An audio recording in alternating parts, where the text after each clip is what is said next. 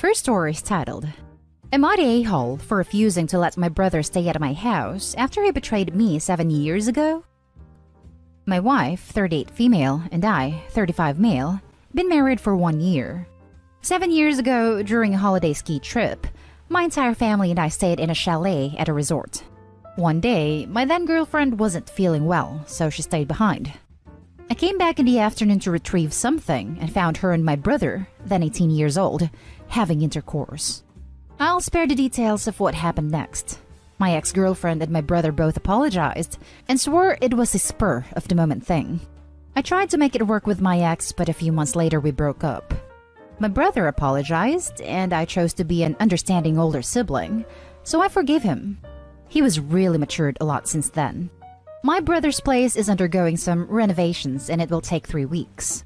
He asked if he could stay with my wife and I in the meantime, as we have an extra bedroom. I agreed initially. Then yesterday, I had a flashback to that day I found him with my girlfriend. I called him and told him I couldn't let him stay because I can't trust him alone with my wife. He was upset and said I could have told him sooner. Now he has to find somewhere else to stay and the renovators are coming in a few days. He also called me paranoid and said he has no interest in my wife. He said she's not even my type and she's too old for me. I told him sorry, I just can't let him stay. I suggested he move in with our other brother instead. He said whatever and hung up the phone.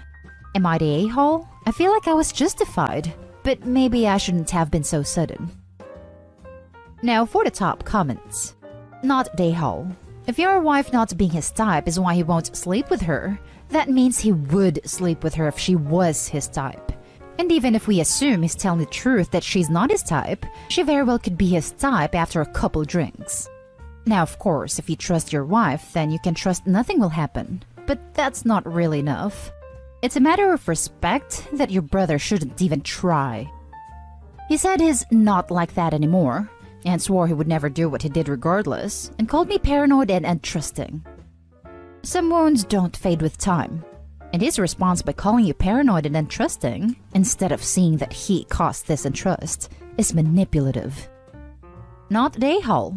It sounds to me like he is not really remorseful when he made that comment about your wife. If he really was sorry, he should have said, I wouldn't sleep with your wife because I don't want to betray you again. I wouldn't trust him again. Also, info. How did your family react to the situation? I only told our other brother about the situation. No one else in our family knows. It happened near the end of the trip.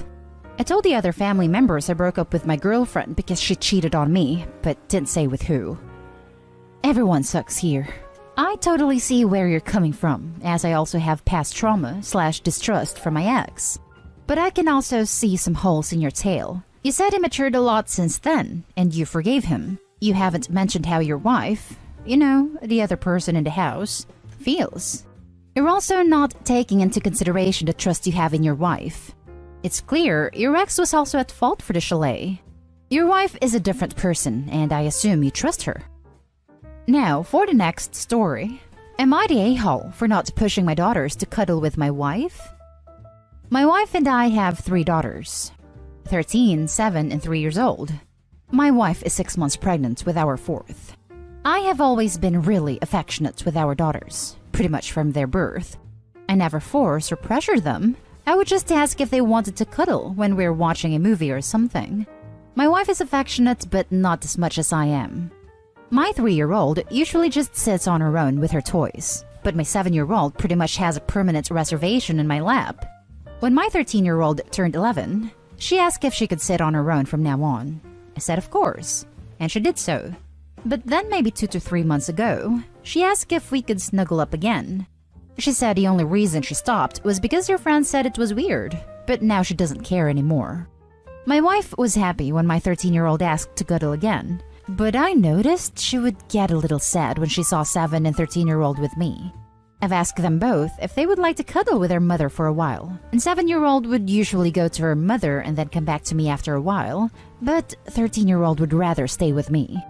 My wife broached this with me and said she wanted me to tell them to cuddle with her more. I told her I did suggest that to them, but I'm not going to push or pressure them. I know it might be difficult for her, But I suggested to my wife that she ask herself and just be more all-round affectionate with them, especially when I'm not around. But she doesn't accept this and says I'm being selfish and unfair and that I should be sharing our daughters more. She also suggested that I deny them when they want to cuddle so they go to her instead. She says she would do the same for me. Am I the a-hole? Edit. Someone suggested I edit my post to mention this. But I don't believe my wife's suggestion of denying my daughter's cuddles was genuine. I think it was just her grief talking. Now for the top comments. Not the a-hole. Your wife has to learn that this is a bodily autonomy issue. If they don't want to snuggle her, they won't. And trying to force the issue isn't going to help. Thanks for your comment. Yeah, I agree. But I still don't want her to be upset, you know? Especially since she's pregnant. Pregnancy does not override consent or any other fundamental value. Not the a-hole. No one should be pressured into giving anyone affection, not even their parents. I understand that your wife is hurt, but pushing your daughters or denying them your affection is not the solution. Agreed. Any suggestions how to approach this with my wife? I think that she needs to be reassured that this isn't that the kids don't love her, but that everyone has a different love language and hers with the kids so far hasn't been cuddling. She needs to understand that your kids have their own bodily autonomy and want different affection from different people. It's a hard conversation to have, and I do understand why she is sad about it. But that doesn't mean she can force it on the kids. I agree with the love language thing. My wife has always spent time with our daughters doing activities, mostly things like baking together. I think it's just that my 13-year-old wanting to cuddle again has made my wife want in on that as well. Next story. Am I the a-hole for not rehiring the nanny we fired over a misunderstanding? I, 38 female, have a 17-year-old daughter from a previous relationship and a 6-year-old daughter from my current marriage. My husband and I both work, so I employ a nanny. This nanny also takes care of my 11-year-old nephew who comes over a lot when my brother is at work. A couple days ago, my meeting for the afternoon was rescheduled, so I decided to go home at 4:30 instead of my usual 6:30. The nanny was supposed to bring my daughter home for a snack before dropping her off at dance. I walk in, and I'm surprised to find that the nanny isn't back yet. I go to the kitchen and find a can of Smirnoff Ice Mash poking out of the trash can. All the alcohol in my house is in a wine cellar, and my husband and I don't buy Smirnoff. I was furious because nobody in the house had any business drinking. My nanny, when she was hired, was told that drinking on the job was strictly banned. I went into my daughter's room where she was lounging on her bed and held up the can. I asked if this was hers. My daughter swore up and down that this wasn't hers. She looked me in the eyes and said that she heard a can being cracked open by the nanny and that she saw the nanny drinking something in a can as she passed by the kitchen. I called the nanny and she said she was on her way home and there was traffic. She comes in and I ask her about the can. She said this wasn't hers but kept not meeting my eyes. The nanny admitted to drinking from a can but said she disposed of it elsewhere and it wasn't alcohol. I decided to believe my daughter and told the nanny that we were going to have to let her go. After the whole debacle, I called my brother to tell him that somebody else would be caring for his son when he came over next. A few hours later, my brother calls to say that his son claims that my older daughter told him she'd get alcohol from friends and she disposed of it before we got home. My younger daughter comes up to me after dinner and says she's seen the same colored cans as the one I found under her older sister's bed. I confronted my older daughter and she finally admitted she lied. She apologized to her sister and said she learned her lesson. My brother said his son really wants the same nanny as before, and my younger daughter asked if this means the nanny can come back. My older daughter said it would be humiliating to have to admit fault to the nanny, and said I can't be so cruel as to make her see this nanny again every day. She asked if this means she has to grovel in front of the nanny. I told her that while we are disappointed, we do not want to put her through this, and hopefully we can find just as good a nanny. I told both my brother and my younger daughter that it would be best we do not reach out to the nanny in any way, and that it would be rather humiliating to make my daughter apologize given the situation and potential for awkwardness. My younger daughter cried and said she loved the nanny more than her sister. Am I the a-hole? Now for the top comments. You're the a-hole, not for not rehiring her, but for not apologizing and making your daughter apologize. So it's cool if she just goes through life not taking responsibility for her actions because it's humiliating? Just what the world needs more of right now. Economically privileged kids grow up learning that their actions have no consequences and that their feelings are more important than other people's livelihoods. Exactly this. Opie needs to see this. The nanny has lost her job and her income over a lie. The only person facing consequences of the daughter's lie is the nanny. Opie is a terrible mother if she's worrying about her daughter's feelings instead of making the situation right. All her daughter is learning is that it's okay to lie, regardless of who she hurts in the process. With lessons like that, she's going to be a horrible adult. You're the a-hole, and both you and your daughter needs to apologize. I doubt your nanny wants to work for you anymore, but saying it's too humiliating for your daughter to apologize is... yikes. You're the a-hole.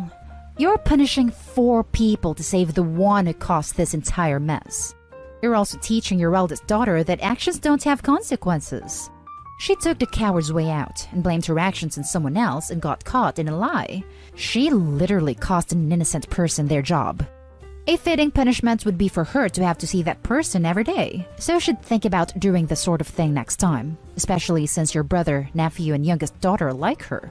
You're not always going to be there to protect her or keep her from facing consequences. At the very least, you should have her apologize to the nanny, and you should too. Now for the last story.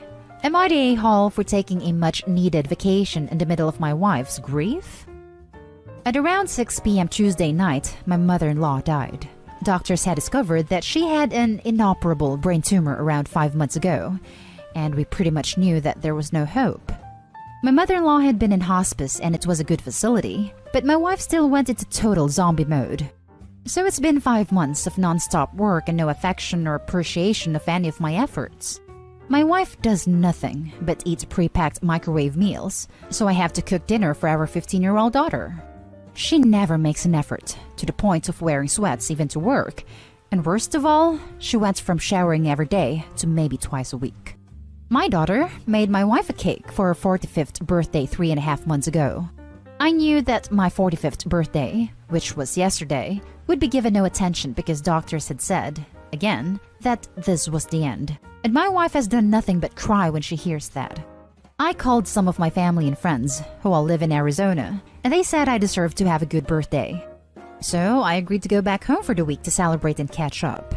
My wife got furious when she heard I was going, and she started begging and crying that she would control her outward expressions of depression and grief if I stayed, and said that she felt it was true this time, even though we have had like 4 false alarms regarding her mother before. In addition, her mother and I have never been close, and I know I don't land anywhere close to the top people she wants to see before she passes. My wife said she'll work to be less distant, and she does not care if we lose the money if I had already booked the plane ticket. I told my wife that I didn't need her to pretend to act less distant, and I know she's grieving in a way I've never grieved before, but that I was no help to her right now and was so fatigued that I needed a break. So I ended up flying down to Arizona, and on Tuesday night I got the call that my mother-in-law had passed from my daughter. She said she's staying at her best friend's house and she's perfectly fine. However, my wife texts me and says I betrayed our wedding vows. I asked if I should come back when we were expecting a lot of old family friends for my birthday, and my return flight is on Sunday. My wife says to do whatever I want, and that if I'm expecting my old workout every day and dresses up everyday wife back when I come home, I will be disappointed. Am I the a-hole for taking this trip because I needed to do something for myself, or else I'd go crazy? I will be flying back Sunday, but I know my wife will be barring me from helping with the funeral. Now for the top comments. You're the a-hole. All you do is complain. It's exhausting to cook dinner for a child who is perfectly capable of cooking dinner for herself. You are upset that your wife isn't wearing makeup and nice clothes. This is exhausting for you? Too bad. It's not about you. I am fairly certain you have ended your marriage with your actions. I hope Opie's wife can pull herself out of her grief enough to start divorce proceedings. Yikes. To start divorce proceedings. Plot twist, the dying mom's final wishes to her daughter were lawyer up and crush your husband. Way to make this entire situation completely about yourself. You wanted a good time, so decided to abandon your wife during possibly the worst time of her life, then didn't even go back after her mother had died because you wanted a birthday party? Yes, you're the a-hole. He abandoned his wife and his daughter in their time of grief. And that's the end of this video, folks. As always, leave a comment and hit like and subscribe. And if you want more of this content, turn your notification on to get updated on the latest videos. And I'll catch you in the next one. Stay safe.